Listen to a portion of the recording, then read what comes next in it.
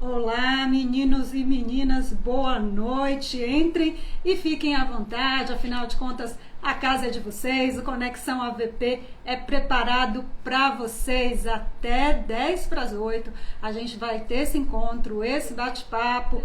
Hoje é quinta-feira, mas nós temos 2 dias ainda de aprendizado, hein? A quinta e a sexta. Enquanto vai chegando mais gente, a gente vai falando um pouquinho sobre o tema de ontem, porque causou muito engajamento, muitas perguntas. Eu até anotei algumas, porque não dá tempo, 50 minutos não dá para responder tudo. O pessoal ficou com dúvida ainda sobre HPV, se DIU pode dar problema, dúvidas sobre o uso de anticoncepcional, fertilização, homens também participando, tem pílula do dia seguinte para homem, tem outro método contraceptivo para homem. Então, ficou muito essa participação e nós prometemos que iríamos agendar uma outra data. Então já tivemos uma reunião aqui, semana que vem a gente volta com esse tema de métodos contraceptivos e saúde do homem. Uma dica: vocês vão deixando os comentários antes, porque é na hora, do mesmo jeito que tá aqui, ó. Tem muita gente conversando comigo, dando boa noite, falando um pouquinho sobre os outros colegas, mas passa muito rápido, então nem sempre dá para ler, não dá para saber nem sempre qual é a cidade. Uniplan de Serra Talhada, em Pernambuco, enfim, nós já temos aí mais de 2.500 pessoas, mas vocês podem deixar os comentários antes. Falando um pouquinho sobre o nosso tema de hoje, aliás, antes de falar sobre o tema de hoje, vou dar os parabéns. Hoje é o Dia Nacional dos Profissionais da Educação, esses profissionais com uma missão tão linda e tão complexa, formam todos nós, né? Jornalistas, médicos, contadores, educadores. Então recebam aqui o nosso reconhecimento e a nossa gratidão. Parabéns a todos vocês. Inclusive, 2 deles já estão na tela aqui comigo, vão participar dessa nossa conversa. Hoje nós vamos falar sobre o uso da internet nas práticas didáticas. Antes de qualquer coisa, até de dar o boa noite, eu vou dar os parabéns para vocês. Nós temos aqui a professora Pamela Xavier, ela é pedagoga, é especialista em serviço social e gestão de políticas públicas, pós-graduada em Educação Especial e Inclusiva, também é empresária e pesquisadora na área de Educação e Gestão de Pessoas. E o nosso outro convidado é o David Rodrigues, que é mestre em Psicanálise na Educação e Saúde, é empresário e é professor do Grupo AVP. Muito boa noite, parabéns para vocês. Obrigado. Boa noite. Eu queria agradecer, né, pela oportunidade. Estou participando dessa live nesse projeto da Conexão AVP, é maravilhoso, para a gente é uma alegria, principalmente nesse dia, né, Dia Nacional do Profissional de Educação. Então, para a gente é um orgulho. Primeiro, falar sobre uma temática que a gente gosta, tem informação para falar sobre ela, e nesse dia, né, uma data como hoje, a gente não poderia deixar de passar em branco, né, professor? Claro, e aproveitando também, assim, agradecer, parabenizar também nesse momento que a gente está aí na Conexão AVP, parabenizar todos os professores que estão aqui nos assistindo, né? Agradecer a oportunidade que nós estamos tendo aqui para conversar um pouco, como você falou, um bate-papo sobre o uso da internet nas práticas de ensino, nas práticas pedagógicas. E ser professor, na verdade, eu posso dizer que é uma dádiva, né? Eu amo essa profissão e parabéns a todos os mestres que aqui estão acompanhando a nossa live. Parabéns professora de educação. Parabéns, professor David. Parabéns então, para os professores que estão aí do outro lado também, né? Com certeza. Só lembrando, gente, eu vou justificar novamente, eles dois estão no mesmo espaço, não estão usando máscara porque já realizaram o teste do Covid antes. Sempre que nós tivermos 2 convidados aqui, que eles estiverem sem máscara, é porque o teste foi realizado antes, o resultado foi negativo e a gente tem esse cuidado assim, de colocar cada um num cantinho da mesa para não ficarem tão próximos, não tendo uma distância segura entre si. Então, esse tema, deixa eu explicar um pouquinho como é que ele surgiu, né? Porque a internet já faz parte da vida de todo mundo. Nós temos esse meio de comunicação para chegar na sua casa, o grupo AVP, todo mundo já sabe, e ela é uma ferramenta poderosíssima hoje no processo de educação de qualquer pessoa. Mas como é que o profissional está encarando isso? Ele está seguindo a velocidade dos bytes, está caminhando lado a lado, ou está sendo levado por essa onda que, inclusive, a pandemia até acelerou, né, essa onda. Como é que faz para não ser engolido pela máquina? Como é que faz para se encaixar nesse novo contexto? É sobre isso que a gente vai conversar. E eu vou começar com uma pergunta para vocês dois. Vendo um pouquinho o meu contexto, que é o contexto de muita gente que está em casa, acredito que da maioria, os meus pais, eles aprenderam a fazer conta naquela tabuadinha antiga, né? Era mais ou menos desse tamanho, nem sei se vem demais. E a leitura era na cartilha, quem errasse tinha a palmatória ainda lembro da palmatória. Aí em Recife também tinha palmatória. Tinha. Eu aprendi desse jeito, viu, Anésia? Eu aprendi desse jeito, na palmatória. Então deve ter aprendido bem, viu? Não esquece, não. Jamais. Na nossa geração, assim, na minha geração, já era lousa, depois que você aprendia as operações básicas, quando entravam os problemas mais complexos, você podia usar a calculadora, depois a enciclopédia foi substituída pelo Google, hoje ele é a nossa enciclopédia, é o nosso dicionário, né?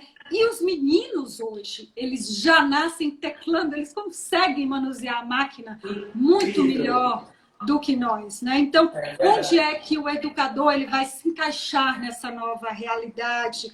Ele ainda é protagonista ou um dos protagonistas do processo? Anésia, o educador, o profissional de educação, o professor, ele é o protagonista. Ele é, sim, o protagonista. Além de ser mediador... Sempre ele vai ser, né? Sempre ele vai sempre ser esse protagonista.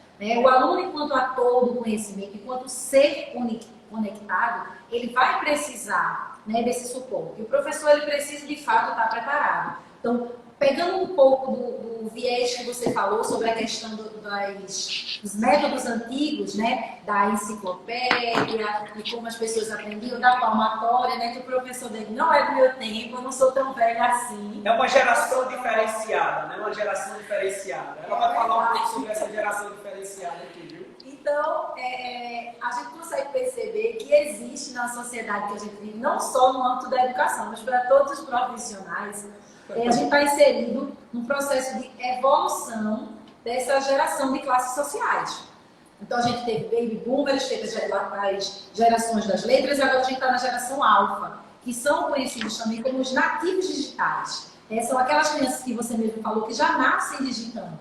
Então, o professor, o profissional de educação, o mediador, enquanto protagonista nesse momento, ele precisa estar apto, né? Muitas vezes ele não consegue acompanhar a velocidade da internet. A gente precisa concordar com isso. Ainda existem algumas regiões no Brasil que não permitem que isso aconteça. Mas a gente percebe, a gente compreende que existe de fato um interesse, né? Nesse cenário que a gente está vivendo, principalmente. Isso se evidencia de uma forma muito mais incisiva. A gente tem hoje esse profissional de educação, esse professor, esse educador, que está na sala de aula, que ele está no espaço escolar, que ele está no espaço não escolar, educação formal, educação informal. Então, esse profissional, ele está se preparando, ele está buscando, ele tenta acompanhar, porque a gente sabe que a tecnologia, a internet, todo dia tem alguma coisa nova.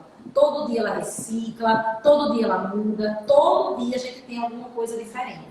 Claro que nessa evolução das gerações sociais, o professor David pode dizer, a gente tem uma idade um pouco diferente, ele acompanha algumas coisas, eu acompanho outras. Mas assim, a gente pode dizer que... Quais são as gerações, professora? Quais são as gerações? Olha, a gente tem a primeira Baby Boomers, que é da década de 40. Eu não sei se você é dessa geração. Rapaz! Eu só notei a minha, geração alfa, dos nativos digitais. Só lembro da minha. Geração X, que é da década de 60, por ali. A gente tem a geração Y, que é da década de 80 e chega um pouquinho em 90. A geração Z, que já sai de 90 e chega até 2001, 2002. Essa eu confesso que faz parte da minha geração, né? Essa, pelo menos, faz parte da minha geração. Olha aí. Mas isso não quer dizer, Anésia, que essa evolução das gerações sociais não permite que se usem modelos tecnológicos, mas esses modelos tecnológicos dentro de cada geração. Por exemplo, você falou aí de uma ferramenta que era a régua, a tabuada, a enciclopédia Barça, né? E uma série de outras ferramentas. Isso, para a época de cada geração, era o que a gente chamava de tecnologia, era o que substituía, teoricamente, a internet. Então, assim, hoje, a internet, ela vem de uma forma muito propulsora, né? Ela vem para trazer para a gente, ela é o boom do momento. Isso que a gente pode chamar de boom do momento. Ela é um apetrecho, algo que a gente não vive sem. Eu estava conversando com o professor David antes da gente começar a live, a gente estava aqui trocando umas figurinhas. Umas ideias. É verdade. E aí a gente estava falando de um conceito que a gente tinha visto a respeito de artefato e ferramenta. Né? Exatamente. Um artefato, quando a gente tem ele, é quando a gente simplesmente, vou usar o exemplo dessa caneta. Essa caneta é um artefato. Quando eu não sei o que ela é. E aí eu tomo conhecimento, é uma caneta, é um artefato. Se eu sei usar a caneta, ela se torna uma ferramenta. É a mesma coisa da internet. A internet, ela chega para a gente com o objetivo de ser ferramenta. Mas muitos desses professores, desses educadores, desses profissionais que precisam acompanhar, eles entendem ela simplesmente como um artefato. Né, professor David? É exatamente isso aí. E assim, entrando nesse contexto do processo de aprendizagem, é importante a gente viajar no tempo, né? E a gente consegue observar todas essas características peculiares onde a gente conseguiu vivenciar e passar por certas etapas. Então, eu sou feliz porque eu vivi essa etapa que você me falou, do aprendizado, da cartilha, do ABC, né? E do almanaque em si. E hoje, para ensinar as minhas filhas, eu começo a viajar no tempo. Como foi que eu aprendi? E como é que eu vou passar essas informações para a geração que hoje a gente se encontra, que absolutamente, ao invés de fazer qualquer tipo de consulta através de um dicionário, ele simplesmente pega a ferramenta, o seu próprio artefato, né? E faz a pesquisa. Ok, Google, eu quero saber que informação. E automaticamente essa informação chega em segundos. Então, assim, são características bem diferentes, são vivências diferentes. A gente pode até dizer que são mundos diferentes. E aí entra aquele papel do professor como um intermediador, né? De saber adaptar, saber buscar esse conhecimento, abordar essas tendências novas de inovação, até porque que a gente sabe muito bem que a internet é assim. Hoje, a era da tecnologia, basta simplesmente fechar os olhos e abrir, algo novo já surge. E cabe nós, como os intermediadores, professores, educadores, estar cientes justamente dessas características para absorver e saber traduzir para o nosso aluno, né? É isso aí, Andressa. Vou falar agora não só com os educadores, os profissionais da área, mas com os pais também, né? Você falou aí na conversa com os filhos. Como é que é hoje? E como que vocês veem essas novas ferramentas? Eu me imagino entrando numa sala da 4ª série. Eu tenho certeza que eu ia me sentir um ET, porque a linguagem dos meninos é diferente. O anseio deles é um anseio diferente. Né? Os instrumentos, vocês estavam falando sobre os artefatos.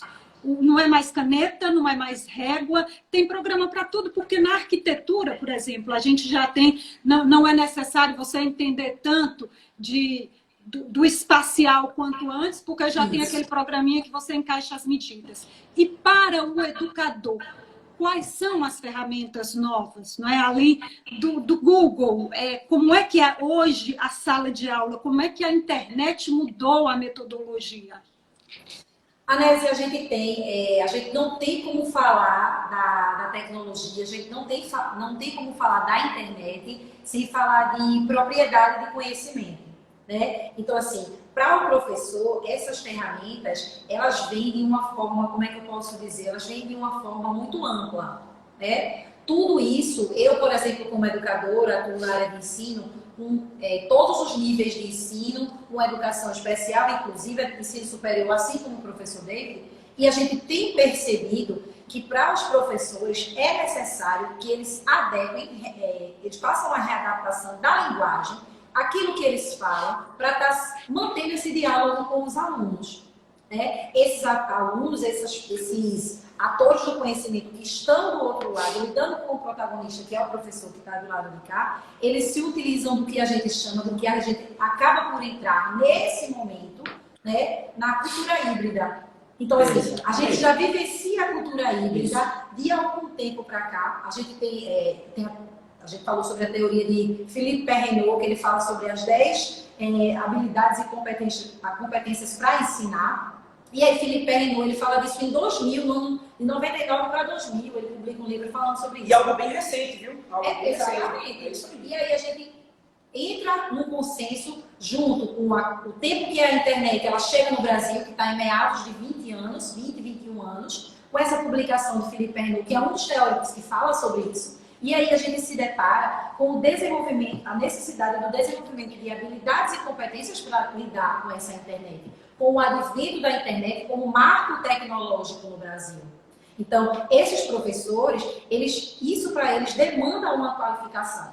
E aí eu não posso falar para você, eu falei de Philippe Perrineau, e eu não posso falar para você de aprendizagem, de neuroaprendizagem, de interesse, de inteligência, sem falar de uma coisa, muito da parte, um pouco da parte de saúde, mas também a gente fala muito relacionada à aprendizagem, que é as áreas de Brodmann. Né? Quem estiver aí assistindo a live e quiser pesquisar depois, só ver áreas de Brodmann. Então, Brodmann, ele é um teórico que ele estudava exatamente as partes do cérebro. E aí, ele definia como é que essa pessoa ela aprende. Então, para o professor, para o contador, para o assistente social, para o técnico de logística, de recursos humanos, não é diferente. O cérebro ele tem a mesma funcionalidade para todo mundo. Mas ele se desenvolve de uma forma diferente porque cada organismo aprende de uma forma. E a gente tem se adequado, né? Dentro da teoria de Brodmann, que é uma teoria um pouco antiga, a gente tem se adequado, a gente tem reestruturado essa aprendizagem dentro do que a internet pede. Né? É uma aprendizagem que ela precisa ser muito rápida, a gente estava falando exatamente sobre isso, a gente precisa tentar acompanhar. O professor dele, ele tem experiência de causa, que ele tem 2 filhas em casa que estão em processo de escolarização, estão num processo de educação, inseridas no ensino regular, e ele pode falar um pouco melhor sobre isso. Quando a gente fala dessa característica do ensino, e principalmente na condição híbrida, né, é bom a gente entender um pouco sobre o processo da condição do aprendizado, né? O ser humano em si, ele nasce com um dom, mas ele precisa ser o quê? Estimulado, aprimorado. Vamos dizer assim, uma peça bruta. E aí, através das ferramentas que nós temos, que nós trabalhamos como professor, levando esse conceito em si do aprendizado, a gente pode dizer que o sujeito ele precisa estar preparado para a absorção. Que até porque, eu vou até citar aqui o Jean Piaget, que é o pai da epistemologia, ele fala sobre esses conceitos de conhecimento. Para um ser adquirir conhecimento, ele precisa estar preparado. Mas para que ele esteja preparado, alguém tem que estimular, alguém tem que trazer algo de inovador. E trazer isso, exatamente, incentivar. Então, esse incentivo, esse estímulo é justamente essas práticas que o professor, na era de uma grande revolução industrial, que nós estamos falando sobre a cibernética, a informatização, a tecnologia, claro que a gente não pode simplesmente deixar ou fechar os olhos e achar que aquilo que você, há anos atrás, você tinha aquela aplicabilidade, hoje vai servir. E eu acho interessante muito, que até uma reunião passada, nós estávamos falando justamente a condição do sujeito, né? Como você desenvolver essa cognição de um sujeito. E aí a gente diz assim, como a era da tecnologia, a era da informatização, ela está tão avançada, nós não podemos simplesmente pegar o que a gente aprendeu lá atrás e colocar para essa nova era. Por quê? Eles vão sentir uma dificuldade, talvez seja um bloqueio, uma castração que a gente fala. Bloquear é algo ruim para o aluno e até para o aprendizado.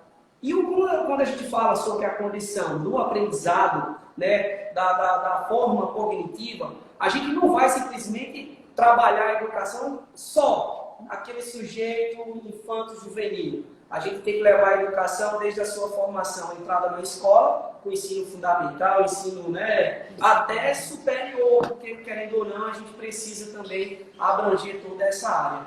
E aí a gente acaba se deparando com uma coisa que a gente conhece, né, como modelos pedagógicos. Então, hoje os profissionais de educação, os profissionais que atuam na área da educação, sejam eles professores, gestores, auxiliares, assistente de desenvolvimento infantil, todo esse profissional ele precisa estar dentro do modelo pedagógico que está preparado conforme o professor dele estava falando, para que não haja essa castração. Por exemplo, quando o profissional de educação vai trabalhar numa instituição, ele tem que procurar saber qual é o modelo pedagógico adotado pelaquela instituição e como esse modelo se aplica de fato na prática. A adaptabilidade. Exatamente. E aí, hoje, né, a gente tem, de forma muito mais forte, essa cultura híbrida para o professor, colocando ele em evidência, cobrando dele competências que ele precisa desenvolver em tempo recorde, e ele precisa correr atrás para que ele consiga acompanhar esse estudante, acompanhar esse aluno, que ele pegue o celular e está com a dúvida. Pesquisar aqui no Google, a gente estava falando claramente de um exemplo que a gente tem. Às vezes a gente está dando aula, a gente está na sala de aula explicando para os nossos alunos do ensino superior, e o aluno está lá pesquisando no celular e levanta a mão, quer fazer uma pergunta. E aí quando a gente trabalhou o conceito e o aluno está pesquisando no Google para de fato confirmar. E aí ele diz, professor, aqui no Google, na fonte tal, acabei de pesquisar na plataforma e está dizendo que a informação não é assim. Então, o professor ele tem que estar preparado para lidar com isso, porque isso é a velocidade da tecnologia. Né? Não só em tempo recorde, mas numa fração de milésimos de segundo, como o professor dele me falou. Então, esse excesso de tecnologia, gente, atrapalha vocês? Por exemplo, às vezes tem essa situação constrangedora, né? A informação do Google não bate com a informação que vocês acabaram de passar, então às vezes põe em xeque a credibilidade do educador. Como é que vocês lidam com isso? Como é lidar com isso? A gente acredita que é difícil, né? Porque a gente sabe que o impacto da internet ela pode ser positiva, ela pode ser negativa. Vai variar de acordo com como é que essa internet está sendo usada. Quando acontece uma situação como essa, acaba de uma certa forma constrangendo. Cria um contexto, né? Cria uma situação que de fato, por vezes, deixa a gente muito incomodado. Causa um desconforto. É verdade. E outra coisa também muito importante quando há o acesso e a percepção, né, da gente identificar que o aluno ele tem esse hábito, é importante também essa preparação, é que até nas nossas aulas em si presenciais, a gente deixa claro a fonte, porque é o seguinte, pesquisa todo mundo pesquisa. A gente sabe muito bem que a internet ela é uma fonte que qualquer pessoa pode estar colocando artigos. Mas que tipo de fonte você deve pesquisar? Que tipo de sites, né, que você pode pesquisar? Então a gente deixa muito claro os periódicos que a gente utiliza. Então a gente deixa o aluno, claro, a gente não vai tentar inibir, proibir, mas a gente vai tentar falar com ele, vai tentar desmistificar que forma e que fonte ele está buscando essas informações. Até porque, Anésia, quando a gente recebe, antes das nossas aulas, principalmente das nossas aulas, os nossos preparos, né, nós pegamos os materiais e analisamos criteriosamente. E aí a gente tem possibilidade, além de ter algumas referências bibliográficas, né, ao utilizar a nossa plataforma no AVA, quero abrir esse espaço aqui agora para informar isso, até a nossa plataforma, a nossa biblioteca virtual, que são fontes verdadeiras, a gente informa isso ao aluno que vai buscar esses conceitos dentro dessas plataformas. Então, assim, a gente tenta, né, mostrar ao aluno um caminho mais certo para que eles não confrontem, né, as bibliografias, livros e as indicações que nós damos logo no início das aulas, a gente deixa isso muito claro, porque já chegou casos de alunos, querendo ou não, buscar determinados conceitos e realmente com fontes que não valiam a pena a gente constatar, fontes que não eram fontes legais, né, que não davam o respaldo teórico para aquela informação. De uma certa forma, a gente tem, como o professor David falando, a gente se prepara antes. Então, a gente enquanto professor, enquanto pesquisador, a gente não se atém única e exclusivamente ao material que a gente recebe. A gente pesquisa, a gente troca informações, a gente pesquisa em outro material, a gente busca com outros colegas, a gente observa modelos pedagógicos de outra instituição. E a nossa prática docente, né, ela permite que a gente consiga articular, né, através do diálogo com o aluno, e mostrar para ele que a ferramenta, né, a internet, enquanto pesquisa, enquanto ferramenta pedagógica naquele momento da aula, ela pode causar um dano muito grave e ela pode ser extremamente benéfica. Mas aí ele precisa adequar os hábitos, saber como usar. Isso vai facilitar, vai fazer com que não cause um desconforto para ele, que está pesquisando por uma fonte imprópria, e para a gente que está do lado de cá, ensinando, né, repassando o conteúdo, para que a gente se sinta mais seguro e que a gente faça o nosso papel de forma assim, bem tranquila, bem legal. Nesse período, a gente está com comunicação muito baseada, né? Tudo é online e por internet, principalmente a criançada. Até onde que vocês acham que a tecnologia pode ser positiva ou pode atrapalhar o desenvolvimento das crianças? Eu queria até que o senhor falasse, professor, assim, como é que é na sua rotina? A internet de lá, a conexão de lá deu uma falhadinha, a gente vai esperar esse retorno da conexão do pessoal de Recife para falar como é que fica a situação para a criançada, porque tem um público muito grande de pais, provavelmente, mães, que têm a rotina dessa criançada toda. A gente está esperando novamente a conexão, porque são muitas dúvidas. Chegou aqui pergunta não só sobre o excesso de tecnologia, como é que ele pode atrapalhar o desenvolvimento das crianças. Também tem o desafio, acho que é Francisca que fez essa pergunta, do desafio de aplicar essa tecnologia toda com as classes sociais menos favorecidas, porque tem muitas comunidades em situação ainda de pouca conexão com a internet, até o básico, não é? Eles não têm, quanto mais ter todas essas ferramentas, todos esses instrumentos para ficarem atualizados.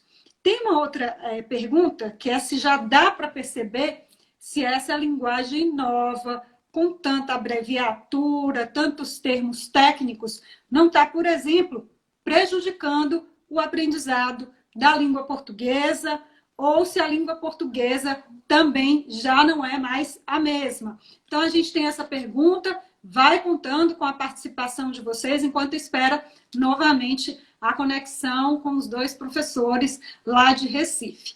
Lembra vocês, hoje a gente está falando de educação, principalmente porque hoje é o Dia Nacional dos Profissionais da Educação. Mas amanhã nós vamos voltar a falar sobre saúde, sobre qualidade de vida. Eu sei que muita gente aí, já adiantando o assunto de amanhã, tem muita gente que está fazendo, está treinando, deixou a academia ficou fechada, nem em todas as cidades a academia já voltou, e o pessoal está começando a treinar em casa. E uma das demandas que surgiu para a gente foi com relação a isso, principalmente dos alunos que são da área de educação física. Como é que é fazer esse treino hoje em casa? Por isso, nós convidamos também amanhã 2 professores, nós temos um personal trainer e temos também um especialista em corrida de rua para falar com a gente sobre como é que está sendo nesse período. Dá para confiar no treino de internet ou é melhor ficar apenas, se você tem no prédio, alguma esteirinha, fazer uma esteira para não perder o pique, caminhar na pracinha, nas cidades onde já está liberada essa caminhada. O que fazer nesse período? Até porque, gente, vou falar para vocês, eu estava conversando outro dia com um ortopedista e ele informou que nesse período o número de atendimentos tem aumentado justamente porque as pessoas estão fazendo esse treino em casa sem um acompanhamento e tem muita gente que está tendo ou torcicolo porque estão usando aqueles pezinhos ou algum tipo de fissura no pé. Então, o número de atendimentos está aumentando nesse período e a gente tem essa preocupação também. Principalmente porque a gente sabe que a educação física, ela tem que ter alguém para gerenciar, tem que ter Por isso existe o personal trainer ou na academia, aquele professor que vai ficar em contato direto com você. Mas como fazer isso durante a pandemia? Eu estou vendo aqui o recadinho, lembrando para vocês que hoje o nosso tema, tem muita gente perguntando ainda, é o uso da internet nas práticas didáticas. A gente está esperando, nesse momento, uma nova conexão com a Unip de Recife. Os meus convidados de hoje são a professora Pamela Xavier, que é pedagoga, ela é especialista em serviço social e gestão de políticas públicas, ela é pós-graduada em educação especial e inclusiva, também é empresária e pesquisadora na área de educação e gestão de pessoas. O nosso outro convidado é o David Rodrigues, que é especialista, mestre em psicanálise na educação e saúde, é empresário e é professor do grupo AVP. A gente estava falando no momento em que teve esse corte na conexão sobre a educação para crianças. Até onde o uso da internet é positivo, porque a gente sabe que tem muitos pais, muitas mães que também estão nos acompanhando e ficam com esse questionamento.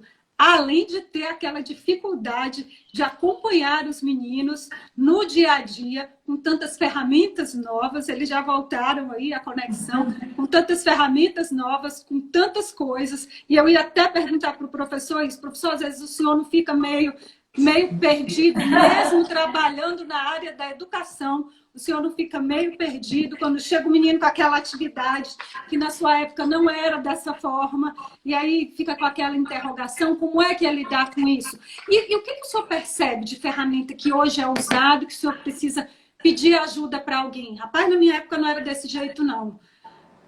Ó, Nézia, por incrível que pareça, quando a gente fala sobre essas ferramentas, né, a gente tem que, vamos dizer assim, buscar, né, alternativas. Eu costumo dizer que, por incrível que pareça, eu vou dizer assim, antes da pandemia nós estávamos utilizando as nossas plataformas, né, o nosso sistema do nosso ABA, utilizava a internet e alguns aplicativos feito WhatsApp, e de repente veio uma surpresa muito grande para nós, né? Uma surpresa. Pandemia. E agora? O que nós vamos fazer para levar esse conhecimento para o nosso aluno? E aí me pegou de surpresa. Que tipo de ferramentas ou estrutura a gente vai desenvolver nesse momento? E aí, como um todo, foi muito novo. Novo para nós professores, novo para os pais, tios, avós e até mesmo os nossos alunos. Aí a professora Pamela até informou como eu tenho 2 filhas, né? E aí eu tive que aprender também com ela. Aí a gente coloca algo bem interessante. Aprendendo a aprender. Então nós como professores temos essa habilidade de aprender sempre o novo. E chegou um determinado momento de que aquele meu conceito que eu tinha aprendido através da própria palmatória, eu tive que dar a minha mão à palmatória e fazer com que minha filha, de 12 anos, pudesse me ajudar na tecnologia. Em que sentido? Então, eu percebi que muitos dos meus alunos eles estavam sentindo dificuldade a acessar o ambiente virtual de aprendizado. E aí eu disse assim, filha, pelo amor de Deus, ajuda pai e mãe aqui.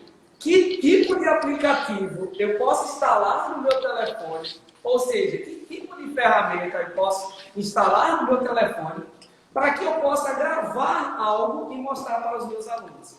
Ela foi lá no Play Store, baixou um aplicativo de gravar a tela. E aí eu tive condições de gravar através da tela de como acessar o ambiente. Isso simplesmente foi uma ferramenta de muitos que a gente tem. Então, o primeiro entrave que nós temos é justamente saber manipular essa ferramenta.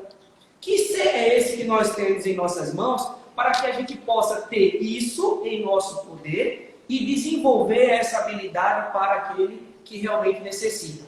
Outro algo muito importante que eu gostaria de falar e aproveitar aqui, né, é essa ferramenta.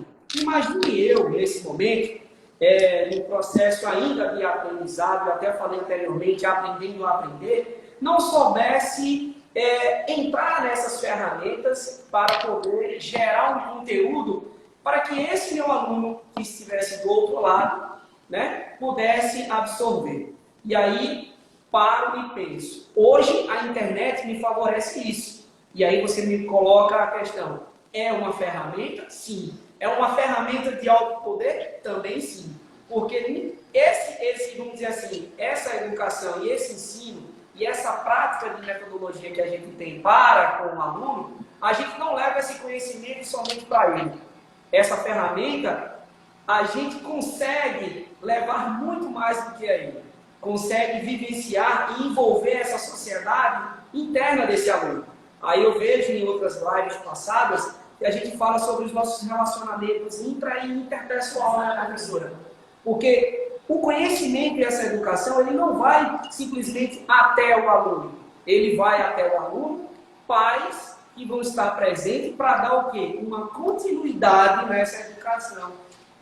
Foi isso que a gente tinha falado anteriormente. Ou seja, essa ferramenta, ela simplesmente ajuda, né? Uma das ajuda, mas há uma grande extensão, que é a propagação, disseminação desse conhecimento através dos pais que estão do outro lado e acompanham esse alunado. Me dê licença, David. Deixa eu te falar uma coisa, Anésia. Esse mesmo aluno que recebe esse suporte da família, que tem essa orientação do educador que está do lado de cá, que tem essa internet, que está favorecendo o seu desenvolvimento, que está servindo de canal do conhecimento para que ele possa se desenvolver, aprimorar aquilo que ele já sabe, ela precisa ser vista como algo benéfico, algo positivo. Né? Esse aluno, quando ele vem para a gente, ele traz uma atividade, ele diz, eu não consegui fazer isso, eu não consegui, eu preciso de um suporte, eu preciso de uma ajuda, eu preciso de uma orientação. Hoje em dia, dessa geração alfa que a gente tem, esses alunos que estão na escola, que tem assim 12, 13 anos, quando eles vêm pedir essa ajuda, é em último dos últimos casos. Porque a gente não tem mais a mesma demanda. Eu estou dentro do espaço escolar, desde a educação infantil, né, até o Fundamental 2. Então, eu acompanho toda essa classe, né, toda essa geração alfa. E aí, a gente não tem mais aquela geração que precisa tirar as dúvidas. Eu trabalho no colégio, né, aqui na região metropolitana do Recife, que tem um modelo pedagógico socio-interacionista. E aí, as aulas remotas, as professoras elas precisaram se reinventar, se readaptar e tudo mais. E aí a gente vê, pela plataforma onde as aulas acontecem, que existe uma cobrança muito grande das próprias famílias, dos próprios pais, que tem que dar continuidade a esse ensino, de dizer assim para o aluno, liga aí seu microfone, liga aí sua câmera, você não tem dúvida não? A professora está explicando, você não tem dúvida? Não, pai, eu já entendi o que a professora quis dizer. Não, pai, eu já entendi. E eu consigo abrir aqui, pai, uma guia no Google e consigo pesquisar. Se eu tiver uma dúvida, eu vou no Google, pai. Vou no Google, mãe. Então, assim, esse aluno, ele não vem mais. Raras são as vezes que ele vem com uma atividade, com uma dúvida, para a gente poder sanar. Só se for algo assim muito peculiar da didática do professor, né? Dentro de uma metodologia mais tradicional, que faz com que isso aconteça. Deixa eu só relembrar aqui para as pessoas, tem muita gente que continua perguntando qual é o tema de hoje, é o uso da internet nas práticas didáticas, tá, gente? Isso. E eu vou aproveitar para falar sobre currículo, né? O professor tem que estar se atualizando, tem que ter as competências, são novas ferramentas. E eu pergunto, vai ter que ter formação para ser youtuber? Professor vai ter que ser... Devia ter disciplina, né? Como aprenda como ser youtuber, porque daqui para frente vai precisar ou não.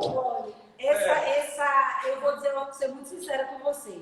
A gente concorda dele, precisa sim de uma formação para ser youtuber. Precisa de uma formação para lidar com essa internet, para trabalhar com esse canal de comunicação, claro que precisa. Hoje em dia a gente já tem, como é que eu posso dizer, consultores virtuais que dão esse suporte, que já nos ajudam nesse processo de formação. Que eles já nos orientam quanto a vestimenta, quanto a vocabulário, quanto a tempo de transmissão, Exatamente. Quanto a formato de interação, tudo isso. A gente já tem esses personal, é o personal web, né? Então a gente já tem esse profissional. Tem duas perguntas que estão se repetindo muito, professores. Uma delas é, como trabalhar esse novo conceito, essa nova metodologia em comunidades em situação mais vulnerável, comunidades onde a internet não chega, até no momento em que a nossa conexão ficou um pouquinho fraca. Eu estava falando para o pessoal, estava lendo alguns dos comentários e esse tem se repetido. Como falar sobre essa modernidade toda, essas mudanças todas, com pessoas, com famílias, com estudantes que às vezes não conseguem nem ter o WhatsApp, porque não tem internet, não tem Wi-Fi, 4G não chega. A gente não tem como falar de conhecimento, de aprendizagem, sem usar teorias filosóficas de passadas. Então, assim, a internet é muito nova. E a gente sabe que antes da prática tem que vir a teoria. Então, tem uma teoria aristotélica que eu costumo, a gente estava falando sobre isso, falei para David, inclusive, né, que é a teoria da retórica. Né? A retórica, ela fala, você que é da área de comunicação, você sabe disso melhor do que eu, tenho certeza. Né? E a teoria da retórica é uma teoria extremamente relevante quando a gente vai trabalhar com uma ferramenta que, por vezes, ela está ausente. Quando a gente vai conceituar, quando a gente vai trabalhar algo que a gente não tem no momento em mãos. Né? Por exemplo, eu posso falar sobre essa teoria com você abrindo agora o Google no meu celular e pesquisando. Mas eu também posso trabalhar a partir daquilo que eu sei. Então, essa teoria da retórica, ela é uma teoria que ela se concentra em 3 vertentes. Né? Que é ethos, logos e pathos. Então, assim, quem estiver aí assistindo a live, pesquisa já aí, já vai fazer suas anotações para o relatório. Vou fazer essa pesquisa agora, para usar o uso da internet agora a nosso favor. Faça isso aí, para ver se confirma de fato o que eu estou dizendo. Pesquisa aí, vou pesquisar aqui agora. A gente vai usar a internet para ver se confirma de fato com essas teorias. Então, assim, ethos, pathos e logos está associado muito a essa questão do trabalho com esse conceito, para o que a gente não tem essa ferramenta em mãos. Então, para que a gente desenvolva a arte da retórica e consiga trabalhar a tecnologia com essas pessoas em comunidades, em grupos sociais que não estão inseridos dentro desse contexto tecnológico, a gente precisa primeiro ter o ethos, né, que é da ética. A gente precisa ter propriedade sobre aquilo que a gente fala. Então, quando eu tenho muito conhecimento a respeito de determinado assunto ou conteúdo, eu consigo ter ética na hora de transmitir. Então, eu tenho o logos, que é a lógica daquilo que eu falo, daquilo que eu faço, daquele conteúdo que eu estou transmitindo, eu estou numa determinada comunidade falando sobre a internet e o seu advento. Eu preciso, enquanto utilizadora dessa outra vertente, que é o logos, extrair dessa pessoa uma atenção, né, e fazer com que ela entenda o que eu estou dizendo. Porque ela não tem a ferramenta ali, ela não tem internet, mas ela precisa entender direitinho. E o último é o pathos, né, que é associado ao conceito de empatia. Então, é o momento em que eu vou extrair da pessoa a confiança, a emoção, eu vou trazer aquela pessoa para acreditar naquilo que eu estou dizendo. Então, a gente tem ethos, logos e pathos dentro de uma tríade de um filósofo antigo que está totalmente dentro do que você me questionou. Então, eu preciso ter muita propriedade para falar daquilo sem estar com aquilo em mãos. Né? A gente tem visto muito isso agora dentro do aspecto da internet, o comércio virtual, que tem crescido bastante, os administradores, professores de instituições de ensino superior, técnicos de RH, de logística, que estão assistindo nossa live, eles conseguem perceber. Exatamente. Então, essa tríade auxilia bastante. Hoje em dia, David, só te interrompendo, a gente sabe que um administrador, antes, ele precisava marcar uma reunião com todo mundo presencial e precisava adequar esses horários das agendas, né? Então, hoje ele faz isso virtualmente. Ele consegue trabalhar com todo mundo, reunir todo mundo num momento que seja propício a todos, em qualquer lugar. Né? No computador ele consegue fazer um relatório que não precisa de papel e caneta naquele momento, porque ele tem a condição, a tecnologia, a internet oferece esse subsídio.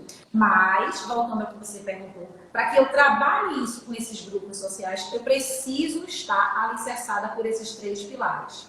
E complementando também, Anésia, é importante em relação, quando você fala o processo de comunicação a essas áreas remotas, a gente tem que levar em consideração a forma com que a gente vai envolver as pessoas e de que forma a mensagem chega até ela.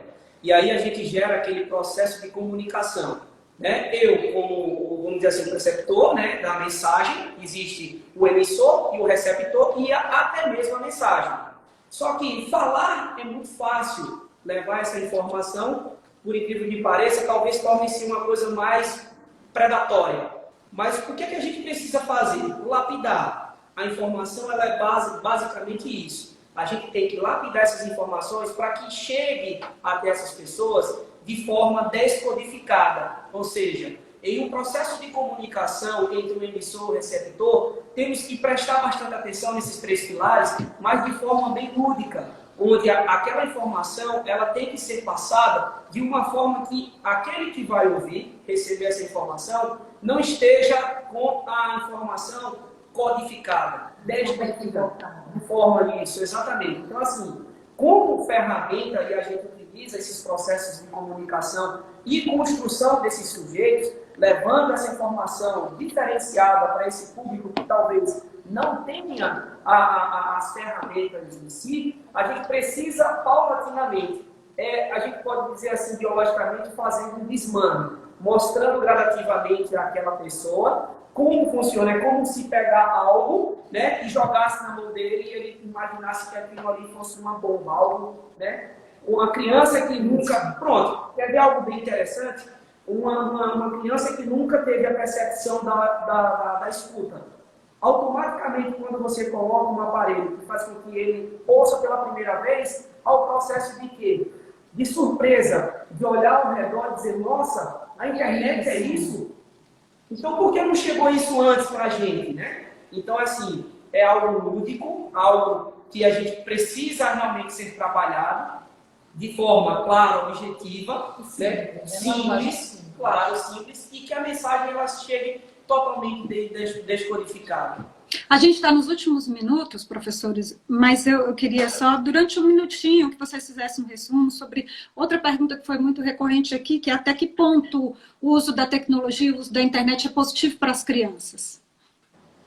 A gente pode dizer que hoje a gente vive um passado muito perto do presente, e aí eu falo em 4 meses, nesse período desse cenário pandêmico, né? E a gente precisa ver o uso da internet como algo positivo, essa internet enquanto fio condutor da aprendizagem, enquanto aprimorador de conhecimento, enquanto aprimoradora de conhecimento, a internet.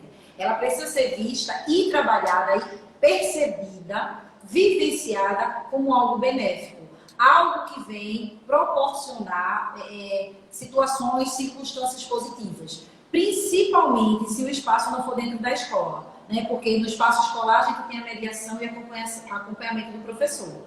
Mas fora do espaço escolar, essa criança precisa aprender que tem que usar de forma consciente essa internet. E uma extensão, querendo ou não, uma extensão. Então, assim, muitas vezes, a gente não pode generalizar. A gente não está aqui generalizando, mas muitas vezes, para ocupar o seu tempo, nunca tem um tempo. Por exemplo, pais que nunca têm tempo, sempre trabalham, sempre deixam as crianças na mão das suas secretárias. Então, o que é que torna a internet ruim? Quando não há um acompanhamento, ou seja, para que você torne, por exemplo, algo que a criança, né, tenha condições de ficar um pouco mais reservada e quieta, deixa a ferramenta na mão da criança e não tem um acompanhamento. Mas quando, a partir do momento que há um acompanhamento, há vamos dizer assim, um policiamento, talvez ela não torne-se tão maléfica, agressiva, né? Então, assim, o uso da internet ela é positiva, isso não tem explicação. Até porque quando a gente dá o conceito de internet, rede, você estar ligado, globalização, expansão. Então, exatamente, grandiosidade. Então, você está ligado em qualquer parte do mundo. Mas o que é que precisa ser feito? Precisa ser feito um acompanhamento, precisa ser feita uma extensão. E a educação... Já estamos estourando o nosso tempo, professores. Eu vou dar um espaço agora para vocês se despedirem e façam as considerações finais. Eu quero desde já agradecer a oportunidade que nós estamos aqui pela Conexão AVP. Né? Eu acho que o que nós estamos vivenciando em relação à era da tecnologia, à era cibernética, é importante sim. Nós temos que fazer o uso da internet de forma consciente, né? Pegar essa ferramenta e fazer com que realmente ela faz jus ao seu nome. Né? Isso aí, da mesma forma que isso é uma arma, isso pode também ser um processo também de aprendizado e de um avanço muito diferente para novas gerações futuras. Né? Eu até digo assim, o que que filhos nós vamos deixar para o nosso mundo em relação à nossa tecnologia e não a deixar a internet para os nossos filhos. Eu quero agradecer também a oportunidade de participar desse projeto do Conexão AVP, né, a todo o grupo Unip e Uniplan, o pessoal que deu todo o suporte aqui para a gente. A todos os coordenadores, a você. Parabenizar, né, pelo Dia do Profissional de Educação. E vou finalizar com uma frase de Aristóteles, né, que diz assim, que nós somos aquilo que nós fazemos repetidamente, mas a excelência, ela não deve se tornar um hábito. Ela deve se tornar um hábito. Isso nos leva à perfeição. É isso aí. Obrigada. Muito bem, gente. Eu que agradeço a colaboração de vocês, sempre muito atenciosos e colaborando com o nosso dia a dia aqui, com o conhecimento de todos. Agradeço a sua participação. Lembrando, o nosso tempo está estourado, então conto com vocês amanhã. A gente vai falar sobre atividade física, qualidade de vida. E se você tem alguma dúvida, não deixe para escrever de última hora, que às vezes, passa batido, tá bom? Vocês colocam antes nos comentários dos posts que a nossa equipe prepara todos os dias para vocês. Tchau, tchau. Espero você amanhã. Até mais. Tchau. Forte beijo, abraço, tudo de bom.